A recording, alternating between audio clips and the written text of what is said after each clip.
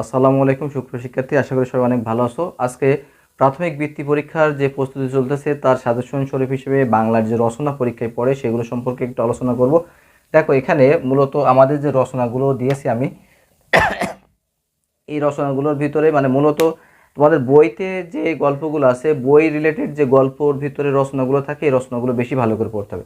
তো আমার দৃষ্টিকোণ থেকে আমি এখানে 8টি রচনা বাছাই করেছি। তার ভিতরে আমাদের দেশ, এটা আমি খুব ভেরি ভেরি ইম্পর্টেন্ট মনে করছি, 3 স্টার। শখের শখের মৃৎশিল্প, এটা 2 স্টার। তোমার প্রিয় শিক্ষক, 2 স্টার। এবং sir Jagadishchandra Bose, 2 star. Computer computer এটা আমি 3 স্টার দ্বারা দিচ্ছি। তোমার প্রিয় খেলা, এটা 1 স্টার। বিদায় হজ, এটা 1 স্টার। সুন্দরবন, এটা 2 স্টার।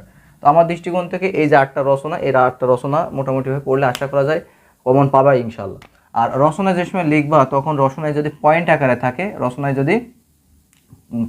থাকে, তাহলে তুমি প্যারা প্যারা করে লিখবা, সুন্দর করে। এবং মোটামুটিভাবে 100-150 ওয়ার্ডের ভিতরে যদি উল্লেখ থাকে 200 ওয়ার্ডের ভিতরে বা 200 শব্দের ভিতরে একটা রচনা লেখো। সেক্ষেত্রে 200 ওয়ার্ড বাদেও যাতে অতিরিক্ত তুমি সুন্দর করে লিখতে পারো সেগুলো লিখবে। আর রচনা সবসময় শেষে লেখার চেষ্টা করবা। এতে হবে কি, তুমি অন্যান্য আইটেমগুলো লেখার পরে যে সময়টা থাকে সেই সময়টা সম্পূর্ণটা রচনায় তুমি দিতে পারবে।